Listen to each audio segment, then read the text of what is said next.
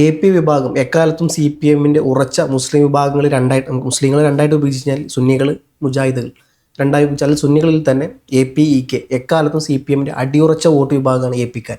പലപ്പോഴും അവരെ വിശേഷിപ്പിക്കാനുള്ളത് അരിവാൾ ചുറ്റിക സുന്നികൾ എന്നുള്ള രീതിയിലേക്കാണ്. അപ്പം മുസ്ലിങ്ങൾക്കിടയിൽ തന്നെ ഇത് വലിയ തരത്തിൽ വിയോജിപ്പാണ്. പക്ഷേ എല്ലാ കാലത്തും ഏത് തരത്തിൽ പിണറായി വിജയനെതിരെയുള്ള തരംഗമുണ്ടായാലും എക്കാലത്തും കൂടെ നിൽക്കുന്ന AP വിഭാഗം അവരുടെ മാഗസിനായ റിസാല, ആ റിസാല ഇപ്പോൾ സിയാൻ്റെ വിഷയവുമായി ബന്ധപ്പെട്ട് CPM-നെതിരെ അതിരൂക്ഷമായ വിമർശനമാണ് കൊണ്ടുവരുന്നത്. ഇത് പാർട്ടി ഈ പറഞ്ഞ പോലെ അവരെ വെച്ചുകൊണ്ട് അവരുടെ മുഖം വെച്ചുകൊണ്ട് വിദ്യാർത്ഥികളെ വെച്ചുകൊണ്ട് യൂട്ടിലൈസ് ചെയ്യുന്ന രീതിയിലോട്ടാണ് പോകുന്നത്. അച്ഛനമ്മമാർ ഇത് അറിയുന്നില്ലെങ്കിൽ അവരെ ശ്രദ്ധയിലോട്ട് കൊണ്ടുവരണം എന്നുള്ള രീതിയിലേക്ക് അതിരൂക്ഷമായ കാര്യങ്ങളൊക്കെയാണ് പറയുന്നത്. CPM-ന്റെ ഭാഗത്ത് നിന്ന് ഇപ്പോൾ നോക്കുകയാണെന്നുണ്ടെങ്കിൽ ഇത്തരത്തിലുള്ള സ്വാഭാവികമായിട്ടും EK വിഭാഗം എക്കാലത്തും ലീഗിൻ്റെ കൂടെയും കോൺഗ്രസിൻ്റെ കൂടെയുള്ളത്. ഇപ്പോൾ ഷംസുൽ ഉലമ ആയാലും എങ്ങനെയായാലും ഇപ്പം AP വിഭാഗം വരുമ്പോൾ കാന്തപുരം AP അബൂബക്കർ മുസ്ലിയാർ എക്കാലത്തും CPM-ന്റെ കൂടെ നിൽക്കുന്ന, പ്രത്യേകിച്ച് ഹജ്ജ് കമ്മിറ്റിയൊക്കെ വരുമ്പോൾ എക്കാലത്തും വലിയ തരത്തിൽ പ്രതിനിധി കൊടുക്കുന്ന അല്ലെങ്കിൽ സ്വാധീനം കൃത്യമായിട്ട് AP വിഭാഗത്തിന് കിട്ടാറുണ്ട്. പക്ഷേ ഇപ്പോൾ CPM-ന്റെ കയ്യിൽ നിന്നും AP വിഭാഗം പോകുന്നത് മാത്രമല്ല സിയാൻ്റെ വിഷയത്തിൽ അതിരൂക്ഷമായ വിമർശനമാണ് റിസാലയുടെ മുമ്പോട്ട് പറയുന്നത്, SSF-ന്റെ. അപ്പം എങ്ങനെയാണ് ഈ വിഷയം ശരിക്കും കാണുന്നത്? ഈ വിഷയം യഥാർത്ഥത്തിൽ ആ വീഡിയോ കുറെ അധികം ആളുകൾ ഇതിനിടയിൽ കണ്ടു കഴിഞ്ഞു. സഖാക്കൾക്കൊരു ഊർജം നൽകിയൊരു വീഡിയോ ആണ്. കാരണം ഞങ്ങൾക്കൊപ്പം മുതിർന്ന ആളുകളല്ല, കുട്ടി സഖാക്കൾ പോലും, 8 വയസ്സുള്ള കുട്ടികൾ പോലും ഇടനെഞ്ചിൽ ചുവപ്പ് എടുത്ത് അണിയുന്നുണ്ട്. അതുകൊണ്ട് ഞങ്ങൾ തിരിച്ചു വരുന്നു പറയുന്ന ഒരു ആഹ്വാനം നൽകാനായിട്ട് ഈ കുട്ടികളുടെ വീഡിയോന് സാധിച്ചു എന്ന് പറയുന്ന ഒരു യാഥാർത്ഥ്യമാണ്. അതുകൊണ്ടാണ് പിണറായി വിജയൻ, മുഹമ്മദ് റിയാസ് ഈ കുട്ടികളെ ഫോണിൽ അവര് നേരിട്ട് വിളിച്ചിട്ട് സംസാരിക്കുന്നു. മുതിർന്ന CPM നേതാവായിട്ടുള്ള P ജയരാജൻ ആ കുട്ടികളെ പോയി കാണുന്നു. പിണറായി വിജയൻ നേരിട്ട് വിളിക്കുന്നു, അതുപോലെ തന്നെ റിയാസ് വിളിക്കുന്നു, P ജയരാജൻ നേരിട്ട് പോയി അവരുടെ കൂടെ നിന്ന് സെൽഫി എടുക്കുന്നു, ഫോട്ടോ എടുക്കുന്നു. ഇങ്ങനെയൊക്കെയുള്ള കുറെ സംഭവങ്ങൾ കഴിഞ്ഞ ഇടയിലുണ്ടായി. ഇതിലിപ്പോ റിസാല മെറ്റയെ ന്യായീകരിച്ചിരിക്കുകയാണ്. കാരണം മെറ്റ ചെയ്തത് ശരിയായിട്ടുള്ളൊരു, ഈ വീഡിയോ നീക്കം ചെയ്ത് കളഞ്ഞു മെറ്റ. ഏതാണ്ട് 20 മില്യണോളം ആളുകൾ കണ്ടു കഴിഞ്ഞിട്ടുണ്ടായിരുന്നു. അപ്പോൾ അവർ ന്യായീകരണം പറയുന്നത് എന്താണെന്ന് വെച്ച് കഴിഞ്ഞാൽ ഈ കുട്ടിയുടെ പ്രായപൂർത്തി കണക്കാക്കിയിട്ടാണ് മെറ്റ അത് ചെയ്തത്. അതൊരു ശരിയായിട്ടുള്ളൊരു നടപടിയാണെന്നാണ് ഇപ്പോൾ റിസാലയിൽ ഇവർ എഴുതിയിരിക്കുന്നത്. അതുമാത്രമല്ല വളരെ രൂക്ഷമായിട്ടുള്ള മറ്റ് വിമർശനങ്ങളും നടത്തിയിട്ടുണ്ട്. അതിൽ പ്രധാനപ്പെട്ടിട്ട് പറയുന്നത് നിഷ്കളങ്ക ബാല്യത്തെ സഖാക്കൾ ഇല്ലാതാക്കി കളയുന്നു എന്നുള്ളതാണ്. ഈ കുട്ടിയുടെ ഭാഷണം എന്ന് പറയുന്നത് മുതിർന്നവരെ പോലെയാണ്. അവൻ്റെ ഈ നിഷ്കളങ്ക സമയത്ത് അവൻ പറയേണ്ട സംസാരമല്ല അവൻ പറയുന്നത്. അവരിൽ നിഷ്കളങ്കത കാണുന്നില്ല, അതൊരു വൈകല്യമാണ്.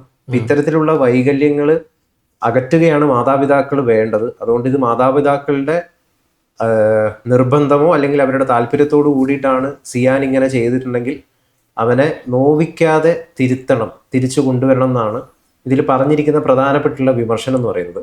ഈ വിമർശനത്തിൽ പല രീതിയിലുള്ള കാമ്പുണ്ടോ എന്ന് വെച്ച് കഴിഞ്ഞാൽ തീർച്ചയായിട്ടും ഉണ്ടെന്നാണ് പറയാനുള്ളത്. പക്ഷെ അതിൻ്റെ ഇൻറ്റൻഷൻ എന്തിൻ്റെ പുറത്താണ് യഥാർത്ഥത്തിൽ ഇവരിത് പറഞ്ഞിരിക്കുന്നത് എന്നുള്ളതിൽ ചോദ്യം ചെയ്യപ്പെടേണ്ട ഒരു വിഷയമാണ്. ഇതിൻ്റെ തലക്കെട്ടിൽ അവർ എഴുതിയിരിക്കുന്നത് ഇങ്ങനെയാണ്, നല്ല തലവാചകമാണ്.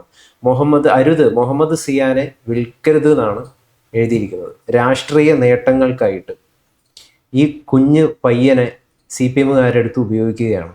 പിണറായി വിജയന്റെ മകള് എവിടെയെങ്കിലും കൊടി പിടിച്ചിട്ട് നമ്മൾ കണ്ടിട്ടുണ്ടോ? വീണ വിജയൻ ഞാൻ കണ്ടിട്ടില്ല. ഞാൻ എവിടെയും പിണറായി വിജയന്റെ മകള് കൊടി പിടിച്ചിട്ട് ഞാൻ എവിടെയും അല്ല കണ്ടിട്ടില്ല. അതുപോലെ തന്നെ മറ്റേ മകനുണ്ടല്ലോ വിനീതിനെ കുറിച്ച് ഇതിനിടയിൽ എന്താണ് പിണറായി വിജയൻ പറഞ്ഞത്? അദ്ദേഹം മുഖ്യമന്ത്രി ആയിരുന്നപ്പോൾ അദ്ദേഹം ഒരു ഉപദ്രവവും ചെയ്യാതെ സ്വന്തം കാര്യം നോക്കി പോകുന്ന ഒരാളാണ്, പാർട്ടി പ്രവർത്തനത്തിലോ മറ്റൊന്നിലും ഇല്ലാത്ത ഒരാളാണ് എന്നാണ് പറഞ്ഞിട്ടുണ്ടായിരുന്നത്.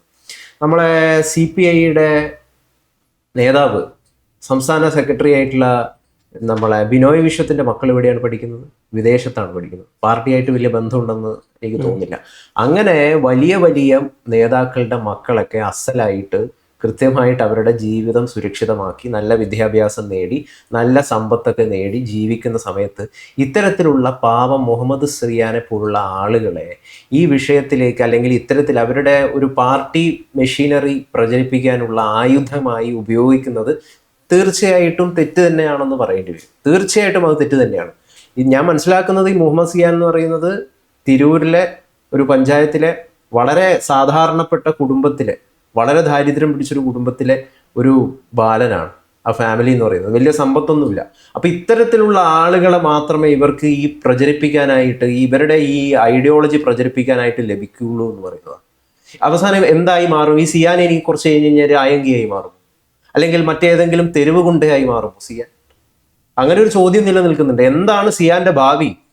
സിയാൻ എന്തായിത്തീരും? പാർട്ടി ഗുണ്ടയാക്കി മാറ്റാനാണോ സിയാനെ നിങ്ങൾ ഉദ്ദേശിച്ചിരിക്കുന്നത്? ഇതിന്റെ കുറെ അധികം ചരിത്രം ഉണ്ടല്ലോ നമ്മുടെ മുമ്പിൽ. അങ്ങനെ ആയി തീർന്ന കുറെ അധികം ആളുകളുണ്ട്. കാരണം ഇതിലേക്ക് പോയി കഴിഞ്ഞു കഴിഞ്ഞാൽ പിന്നെ പഠിക്കണമെന്നോ അല്ലെങ്കിൽ മറ്റ് പ്രത്യേകിച്ചും വളരെ താഴേക്കടയിലുള്ള ആളുകളാണ്. താഴേക്കടയിൽ നിന്ന് ഞാൻ ഉദ്ദേശിച്ചത് സാമ്പത്തികമായിട്ടും മറ്റ് ഈ കാര്യങ്ങൾ കൊണ്ടാണ് ഉദ്ദേശിച്ചത്. അങ്ങനെയുള്ളവരാണ് പോകുന്നതെങ്കിൽ അവരെ പെട്ടെന്ന് നമുക്ക് ഇതിലേക്ക് ഉപയോഗിക്കാൻ വേണ്ടിയിട്ട്, നമ്മുടെ ആവശ്യത്തിനായിട്ട് ഉപയോഗിക്കാനായിട്ട് സാധിക്കുമെന്നുള്ളതാണ്. നോക്കൂ, അങ്ങനത്തെ ഒരു വിഷയം ഇതിൽ നിലനിൽക്കുന്നുണ്ട്. അതുകൊണ്ടാണ് തീർച്ചയായിട്ടും റിസാല അല്ലെങ്കിൽ AP വിഭാഗം ഇത്തരത്തിലുള്ള ഒരു വിമർശനം നടത്തുന്നതെന്നാണ് ഞാൻ മനസ്സിലാക്കുന്നത്. അതുകൂടി നമ്മൾ പരിഗണിച്ചുകൊണ്ട് മാത്രമേ ഇതിന്റെ മറ്റ് വിഷയങ്ങളെ കുറിച്ചിട്ട് ചർച്ച ചെയ്യാൻ പാടുള്ളൂ എന്നുള്ളതാണ്. ഇതിലിപ്പോൾ വിമർശനമായിട്ട് കുറെ അധികം ആളുകൾ രംഗത്തെത്തിയിട്ടുണ്ട്. അതിൽ ഒരാൾ ചോദിക്കുന്നത്, APക്ക് അവരുടെ കൂടെ ഉള്ളവരുടെ കാര്യം നോക്കിയാൽ പോരെ, അവന്റെ കുട്ടിത്തത്തിൽ വളരട്ടെ, അല്ലാതെ നിങ്ങൾ തളച്ച വഴിയെ തന്നെ പോണമെന്ന് എന്താണ് ഇത്ര നിർബന്ധം? ഒരാള് ജാനിഷ് കമന്റ് എഴുതിയിരിക്കുകയാണ്. മറ്റൊരാൾ അബ്ദുൾ റസാഖ് എഴുതിയിരിക്കുന്ന കമന്റ് ഇങ്ങനെയാണ്: പച്ചക്കൊടി പിടിച്ച് നടന്നാൽ കുഴപ്പമില്ല അല്ലേ. മറ്റൊരാള് എഴുതിയിരിക്കുന്ന ഒരു കമന്റ് എന്ന് പറയുന്നത്, അപ്പൊ പിന്നെ നിങ്ങൾ ചെറുപ്പത്തിൽ തന്നെ കുട്ടികളെ മതം പഠിപ്പിക്കുന്നതോ അതും അപ്പോൾ നിർത്തേണ്ട ആവശ്യമില്ലേ? ഇങ്ങനെയൊക്കെയുള്ള രീതിയിലുള്ള വിമർശനങ്ങൾ തീർച്ചയായിട്ടും ഉയരുന്നുണ്ട്. അതും കൂടി പരിഗണിക്കേണ്ടതാണെന്ന് തന്നെയാണ് എൻ്റെ ഒരു അഭിപ്രായം എന്ന് പറയുന്നത്. ഇവിടെ ഇവർ പറഞ്ഞിരിക്കുന്നത് എന്താ?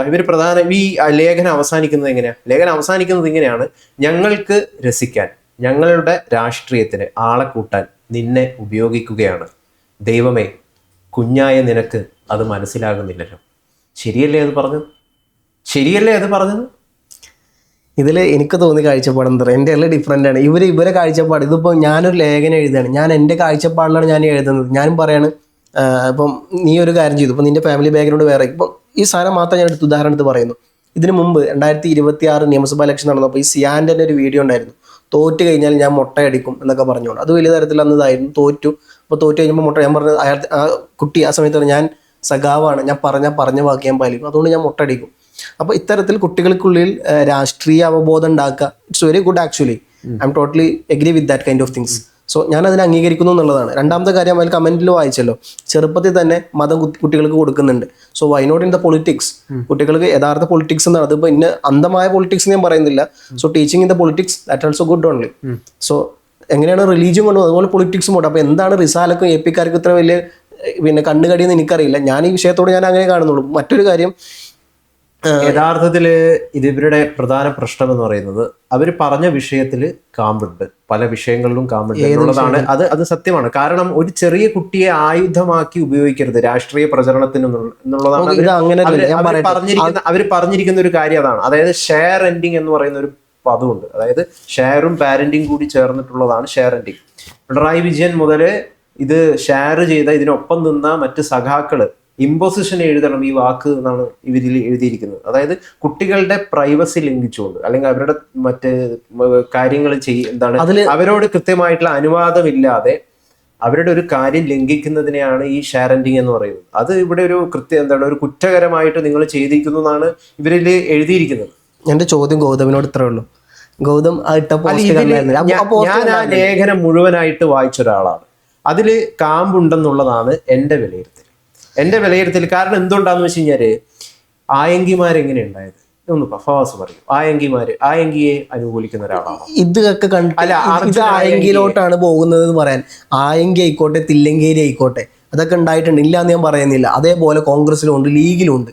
ഇപ്പം എന്താ പറയുക, മലപ്പുറത്ത് തന്നെ കൊണ്ടോട്ടി എന്നൊക്കെ, കൊണ്ടോട്ടി അബു കേട്ടിട്ടുണ്ട്. അബു ഇതിന്റെ മുമ്പ് തന്നെ ഒരുപാട് വലിയ പ്രശ്നങ്ങളൊക്കെ പെട്ടതാണ്. കൊണ്ടോട്ടി അബു ലീഗിന്റെ വലിയ സോഷ്യൽ മീഡിയ ക്യാമ്പയിനറൊക്കെ. അപ്പം അത്തരത്തിൽ കോൺഗ്രസിനും ഉണ്ട്, ലീഗിനും ഉണ്ട്, എല്ലാവർക്കും ഉണ്ട്.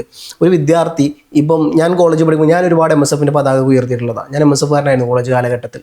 പിൽക്കാലത്ത് ഞാനൊന്ന് മാറി എന്നുള്ളതിൻ്റെ സത്യാവസ്ഥ. അപ്പം എന്തിനു ആയിക്കോട്ടെ, ഞാൻ കൊടി വീശി എന്ന് വിചാരിച്ചിട്ട് ഞാൻ ഭാവി ഇത്തരത്തിൽ ലീഗിന്റെ ഗുണ്ടയാണെന്ന് പിന്നെ പറയാൻ എങ്ങനെ ഗൗതമിന് അതിന് പറ്റുക? മീൻസ് ഞാൻ കൊടി വീശി, അല്ലെങ്കിൽ ഗൗതം ഒരു കൊടി വീശി, ഞാൻ പറയാണ് the upcoming Thillankeri is sitting in my friend of. എൻ്റെ മുമ്പിൽ ഇത്തരത്തിലുള്ള രാഷ്ട്രീയത്തിന് എന്താ പറയുക, വലിയ കോമരങ്ങൾ അല്ലെങ്കിൽ വലിയ ഗുണ്ടകളാക്കാൻ പോകുന്ന ഫ്യൂച്ചറാണ് എൻ്റെ മുമ്പിൽ ഇരിക്കുന്നത് പറയാൻ എന്ത് യോഗ്യതയാണ്? എൻ്റെ മുമ്പിൽ അനുഭവം ഉള്ളതുകൊണ്ടാണ്. ഞാൻ അത്തരത്തിലുള്ള പല ആളുകളെയും കണ്ടിട്ടുള്ളതുകൊണ്ടാണ്.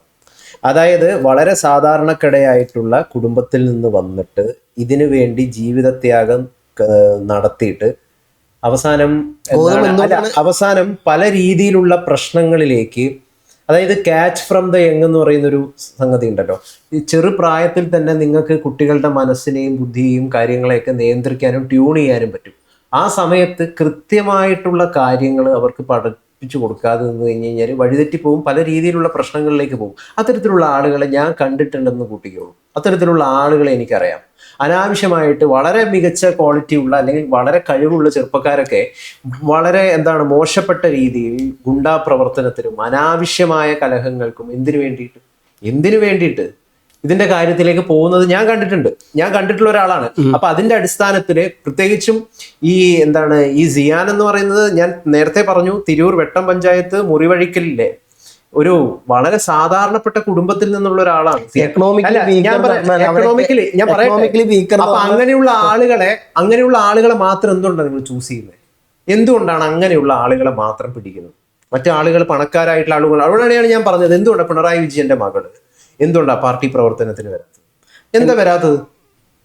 എന്റെ പൊന്നു ഗൗതമേ, എന്താ വരാത്തത്? എന്തുകൊണ്ടാ? ബിനോയ് വിശ്വത്തിന്റെ മക്കള് മറ്റു വിദേശത്താണ് പഠിക്കുന്നത്, മറ്റു പല ആളുകളും. അങ്ങനെയുള്ള എത്രയോ ആളുകളുണ്ട്. ഇഡിയുടെ വാഹനത്തിന് കല്ലെറിയാൻ വരുന്ന ആൾക്കാരുണ്ട്. ആരാ ഇവര്? ഇഡിയുടെ വാഹനത്തിന് കല്ലെറിയാൻ വരുന്ന ആളുകൾ എന്ന് പറയുന്നത് വളരെ സാധാരണക്കാരായിട്ടുള്ള പാവപ്പെട്ടവരായിട്ടുള്ള മറ്റൊരു ജോലിയും കൂലിയും ഇല്ലാത്ത ആളുകളാണ് എറിയാൻ വരിക. മറ്റാരും വരുന്നു ഞാൻ കരുതുന്നില്ല. അപ്പൊ ഇങ്ങനെയുള്ള ആളുകൾ വേണം. ഇങ്ങനെയുള്ള ആളുകൾ ഉണ്ടെങ്കിൽ മാത്രമേ ഒരു സംവിധാനത്തിനോ അല്ലെങ്കിൽ ഒരു സംഘടനയ്ക്കോ നിലനിൽക്കാൻ പറ്റൂ എന്ന് പറയുന്ന ഒരു ധാരണ ആർക്കെങ്കിലും ഉണ്ടോ? അങ്ങനെയാണോ സിയാന്മാരെ ഡെവലപ്പ് ചെയ്യുന്നത്? മുഹമ്മദ് സിയാന്മാരെ ഡെവലപ്പ് ചെയ്യുന്ന എന്ന് പറയുന്ന ഒരു സംഗതി ഉണ്ട്. ഒപ്പം ഞാൻ പറയട്ടെ, ഇങ്ങനെ ഒരു വിമർശനം, ഇങ്ങനെ ഒരു സംഗതിയാണ് അതിന്റെ ഒരു ആംഗിൾ വിമർശനത്തിന്റെ. ഒപ്പം ഈ സഖാക്കൾ നിലവിൽ മുമ്പോട്ട് വെക്കുന്ന അവരുടേതായിട്ടുള്ള വിമർശനങ്ങളുണ്ട് ഈ റിസാലയ്ക്കെതിരെ. അതും ശക്തമായിട്ടുള്ള വിമർശനമാണ്. ഇവിടെ അതുകൂടി പറഞ്ഞിട്ടെ, ഇവിടെ പറഞ്ഞിട്ടുള്ളത്, ഞങ്ങൾക്ക് രസിക്കാൻ, ഞങ്ങളുടെ രാഷ്ട്രീയത്തിന് ആളെ കൂട്ടാൻ നിന്നെ ഉപയോഗിക്കുകയാണ്. ദൈവമേ, കുഞ്ഞായ നിനക്കത് മനസ്സിലാകുന്നില്ല ഒന്നാണ് ഈ ലേഖനത്തിൽ റിസാല എൻഡ് ചെയ്യുന്നത്.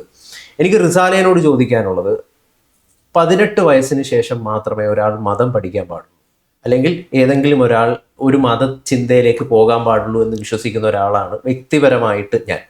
അങ്ങനെയാണെങ്കിൽ റിസാല ചെയ്യുന്നതും അല്ലെങ്കിൽ അതിനെതിരെയും റിസാല യഥാർത്ഥത്തിൽ ശബ്ദമുയർത്തേണ്ടതാണ്. എന്താണ്? ഞങ്ങളുടെ രാഷ്ട്രീയത്തിന് ആളെ കൂട്ടാൻ നിന്നെ ഉപയോഗിക്കുകയാണെന്നാണ് ഇതിൽ റിസാല പറഞ്ഞിരിക്കുന്നത്. ആരുപയോഗിക്കുന്നു? സഖാക്കൾ ഉപയോഗിക്കുന്നു എന്നുള്ളതാണ്.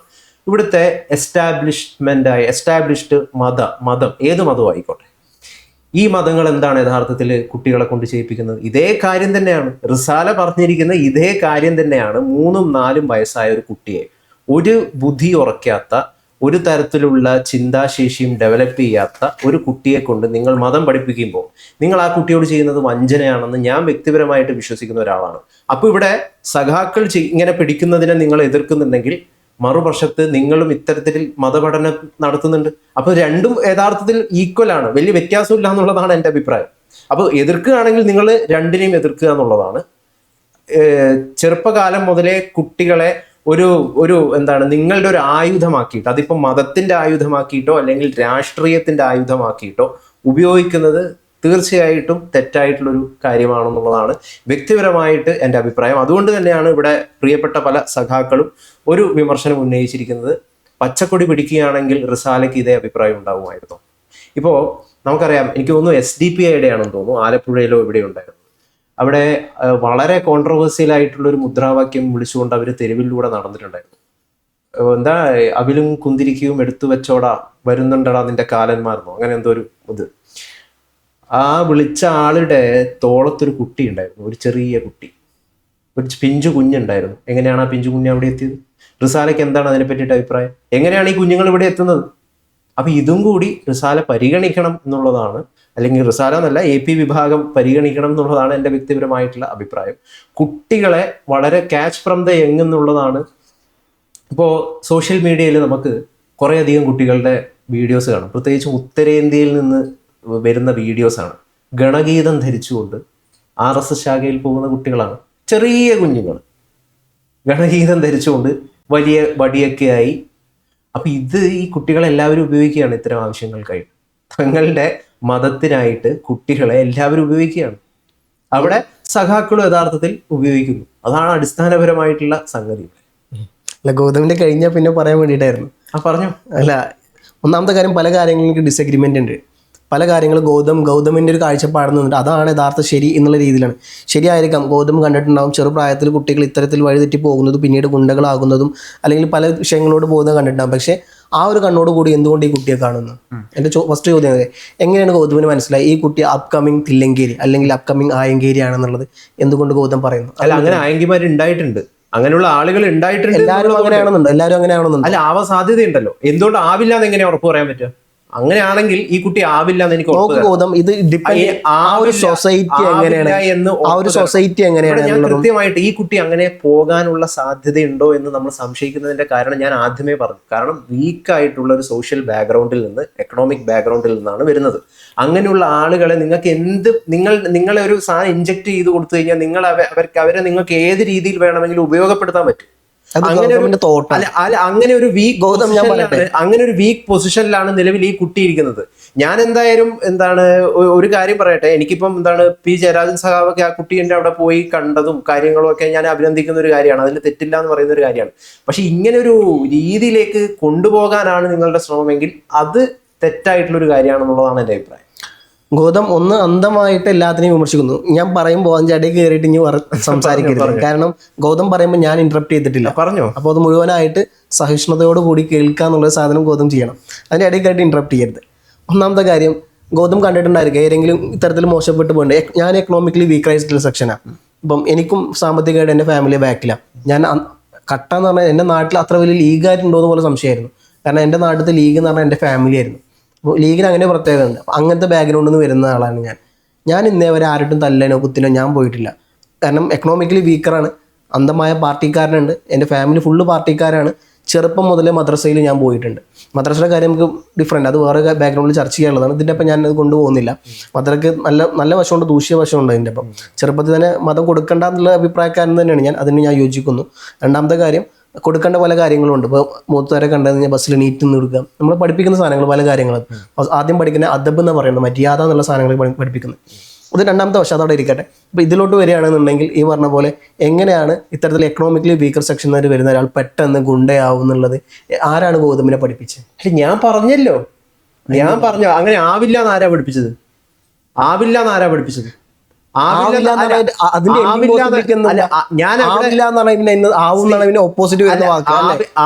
എങ്ങനെയാണ് അവിടെ പറഞ്ഞത്? അല്ല, ഞാൻ കണ്ട അനുഭവത്തില് എനിക്കറിയാവുന്ന നിരവധിയായിട്ടുള്ള ആളുകളുണ്ട് ഇത്തരത്തില്. നിങ്ങൾ പറയുന്നത് എന്തുകൊണ്ടാണ് പണക്കാരനായിട്ടുള്ള ഒരു കുട്ടി എന്തുകൊണ്ടാണ് നിങ്ങൾക്ക് ലഭിക്കാത്തത്? എന്തുകൊണ്ടാണ് ലഭിക്കാത്തത്? ആരും പോകാത്തത് എന്തുകൊണ്ടാണ്? പണക്കാരില്ലാഞ്ഞിട്ട് അല്ല, പണക്കാരായിട്ടുള്ള മക്കൾ അധികം പോകാത്തത് എന്തുകൊണ്ടാണ്? അല്ല, ഞാൻ ചോദിച്ചല്ലോ, പിണറായി വിജയന്റെ മക്കള് എന്തുകൊണ്ടാണ് പാർട്ടി പ്രവർത്തനം നടത്താത്തത്? പിണറായി വിജയന്റെ എന്താണ്? അതേപോലെ തന്നെ നമ്മുടെ എന്താണ് ബിനോയ് വിശ്വത്തിന്റെ ആളുകളുണ്ട്. ഗൗതം, ഞാൻ പറയട്ടെ, ഇത് person to person it will be vary. നമുക്ക് ഒരാൾ നിർബന്ധിച്ചുകൊണ്ട് ഇവിടെ ഒറ്റ പോയിന്റേ ഉള്ളൂ. ഞാൻ സംസാരിക്കുമ്പോൾ ഞാനൊരു പോയിന്റ് പറഞ്ഞു ചെയ്യട്ടെ. ഇവിടെ നമ്മൾ ഹോൾ പോയിന്റ് എന്ന് പറയുന്നത് ഇത്രയാണ്. നിങ്ങൾ രാഷ്ട്രീയ പ്രവർത്തനം നടത്തണമെന്നോ നടത്തണ്ട എന്നോ, നിങ്ങൾക്ക് രാഷ്ട്രീയം പാടില്ലെന്നോ, നിങ്ങൾക്ക് മതം പാടില്ല എന്നുള്ളതല്ല പോയിന്റ്. നിങ്ങൾ പക്ഷെ ഒന്നിനെ ആയുധമാക്കിയിട്ട്, നിങ്ങളുടെ ആവശ്യത്തിനായിട്ട് നിങ്ങൾ ഒരാളെ ആയുധമാക്കിയിട്ട് ഉപയോഗിക്കുന്നുണ്ടെങ്കിൽ നിങ്ങളിത് അയാളോട് ചെയ്യുന്ന ചൂഷണമാണ്, അയാളോട് ചെയ്യുന്ന പോക്രിത്തരമാണ്. അത്തരം സംഭവം മുഹമ്മദ് സിയാന്റെ കാര്യത്തിൽ ഉണ്ടാകരുത് എന്ന ആശങ്ക ഇപ്പം കുറെ അധികം ആളുകൾ പ്രകടിപ്പിക്കുന്നുണ്ട്. അതാണ് പറഞ്ഞത്. അല്ലാതെ നിങ്ങളുടെ രാഷ്ട്രീയ പ്രവർത്തനം ഇപ്പൊ ഇതിൽ AP വിഭാഗം പറഞ്ഞത് എന്താ? അവൻ ബാലസംഘത്തിന്റെ പ്രവർത്തകനാണ്. നല്ല കാര്യം എന്നാണ് അവർ പറഞ്ഞിരിക്കുന്നത്. ഒരു കുഴപ്പമില്ല എന്നാണ് പറഞ്ഞിരിക്കുന്നത്. നിങ്ങൾ ആ കുട്ടീൻ്റെ അടുത്ത് ബാലസംഘത്ത് പോകണ്ടെന്ന് പറഞ്ഞിട്ടില്ല. അവനെ ഒരു ആയുധമാക്കിയിട്ട് ഉപയോഗിക്കുന്നുണ്ടെങ്കിൽ, അവിടെ കൃത്യമായിട്ടുള്ള പോയിന്റ് വാക്ക് പറഞ്ഞിട്ടുണ്ട്, വിൽപ്പന ചരക്കാക്കിയിട്ട് ഉപയോഗിക്കുന്നുണ്ടെങ്കിൽ അത് തെറ്റാണെന്നുള്ളതാണ് പറഞ്ഞത്.